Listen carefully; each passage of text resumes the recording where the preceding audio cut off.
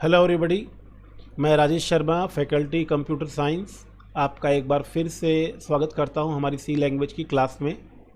आज हम कुछ एल्गोरिदम्स लिख कर देखेंगे कि किस प्रकार से कंप्यूटर में प्रोग्रामिंग में जाने से पहले या प्रोग्रामिंग करने की शुरुआत में हम किस प्रकार से एल्गोरिदम्स लिखते हैं। जैसा कि पिछली क्लास में हमने डिस्कस किया था कि एल्गोरिदम एक जनरल अप्रोच होती है किसी भी प्रॉब्लम को सॉल्व करने के लिए जो स्टेप बाय स्टेप सीक्वेंस लिखे जाते हैं। और जैसा हमने कहा था, बताया था कि एल्गोरिदम जो है उसमें मेन जो है वो 3 पार्ट जो हैं वो आपके होते हैं।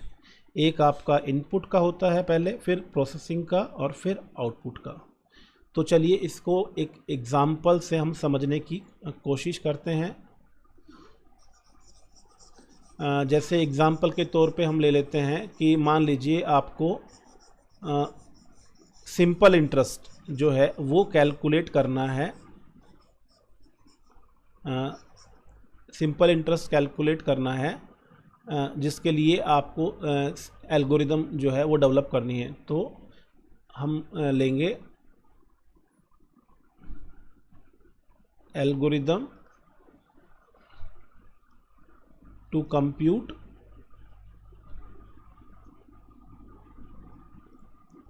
Simple interest. अब आप ये देखिए कि सिंपल इंटरेस्ट जो है वो कैलकुलेट करने के लिए आपके पास, अब देखिए ये जो है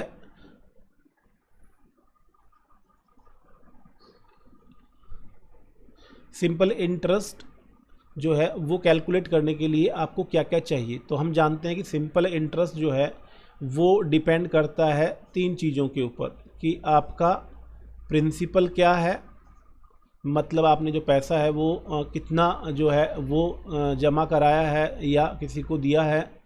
फिर उस पर रेट ऑफ इंटरेस्ट क्या जो है वो एप्लीकेबल होगी। और तीसरा जो है वो टाइम, यानी कितने टाइम के लिए पैसा जो है वो जमा कराया गया है या किसी को उधार दिया गया है।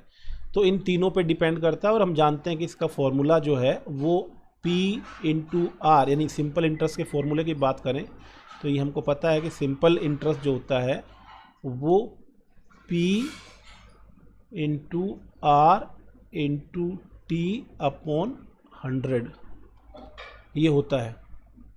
तो अब इसको जो है वो कैसे एल्गोरिदम के स्टेप्स में लिखेंगे, तो पहले हमको इनपुट के स्टेप लिखने होंगे और फिर प्रोसेसिंग के और फाइनली आउटपुट के। तो इसके लिए हम सिंपल इंग्लिश वर्ड्स यूज़ करने वाले हैं, इंग्लिश जो है स्टेटमेंट्स यूज़ करेंगे तो इजीली आपको समझ में आ जाएगा कि कैसे ये करना है। तो जैसे स्टार्टिंग में हम एल्गोरिदम के जैसे स्टार्ट वर्ड जो है वो ये डिनोट करता है कि यहाँ से आपकी जो एल्गोरिदम है वो स्टार्ट हो रही है। फिर उसके बाद आपको ऐसा ही कैलकुलेट करने से पहले मैंने कहा कि P, R और T की वैल्यू चाहिए। तो आप इस तरीके से लिख सकते हैं कि इनपुट लिख सकते हैं या रीड लिख सकते हैं। जैसे कि कंप्यूटर जो है वो वैल्यूज़ रीड करेगा किसी फाइल से या यूज़र उसको वैल्यू देगा इनपुट में। तो आप देख लीजिए कोई भी सूटेबल वर्ड इस्तेमाल कर सकते हैं, इनपुट या रीड या और कोई वर्ड या और कोई फ्रेज यूज़ कर सकते हैं। तो मैं यहाँ पे रीड कर रहा हूँ, तो रीड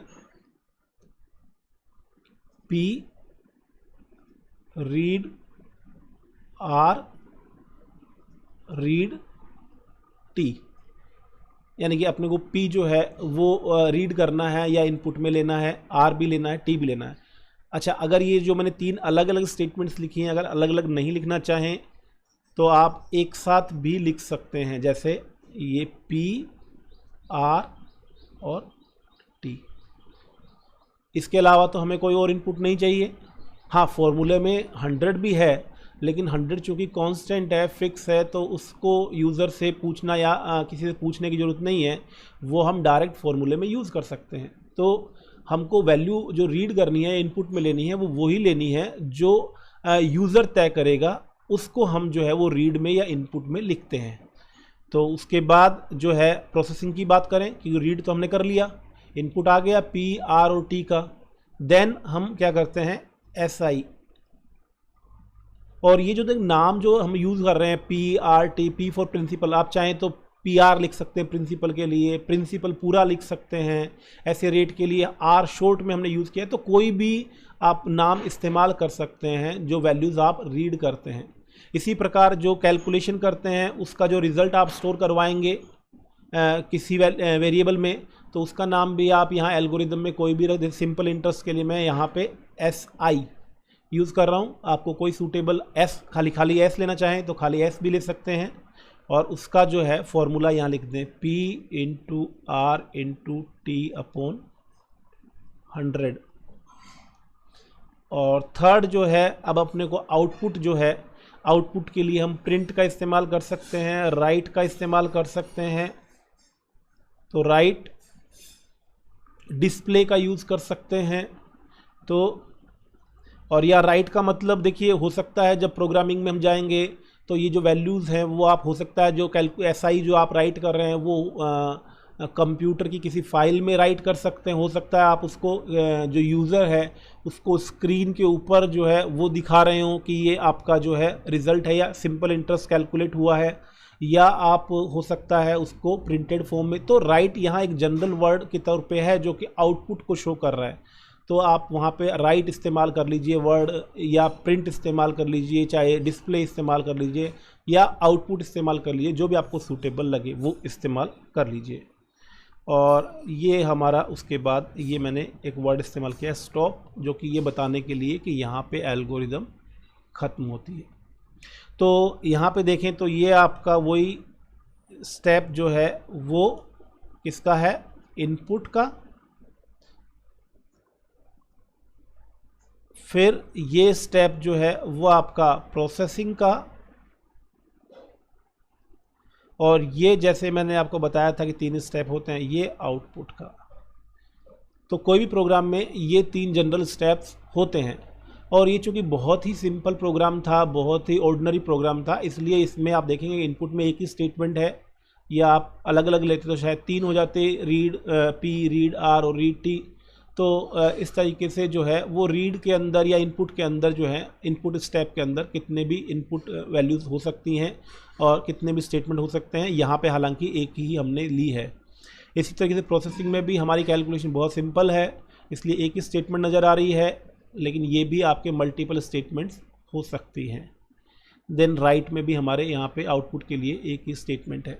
तो ये आपका जो है वो तरीका है। और देखिए इसमें मैंने कहा कि फ्लेक्सिबिलिटी है, आप इसमें जो नाम दे रहे हैं, जैसे जो वैल्यूज़ के PRT, ये आपको और कोई नाम सूटेबल लगे वो दे सकते हैं।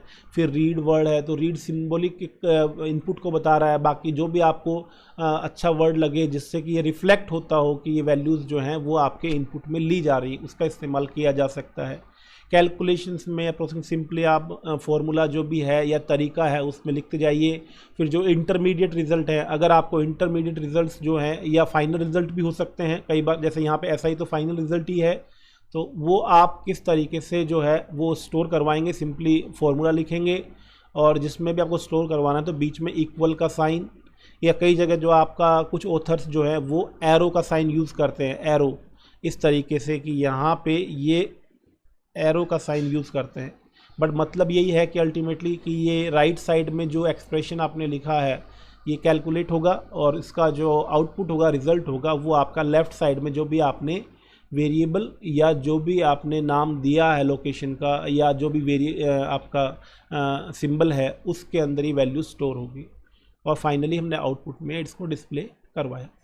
तो इस तरीके से ये आपका जो है वो एक छोटा सा एल्गोरिदम हमने देखा। तो आज की क्लास में हम इतना ही देखेंगे। नेक्स्ट क्लास में हम देखेंगे कि किस प्रकार जो है थोड़ा सा एक बड़ी एल्गोरिदम या थोड़ी कॉम्प्लिकेटेड एल्गोरिदम किस तरीके से डेवलप करें, और फिर प्रोग्रामिंग लैंग्वेजेस में उनको कैसे कन्वर्ट किया जाए, इसके ऊपर भी हम बात करेंगे। तो आज के लिए इतना ही।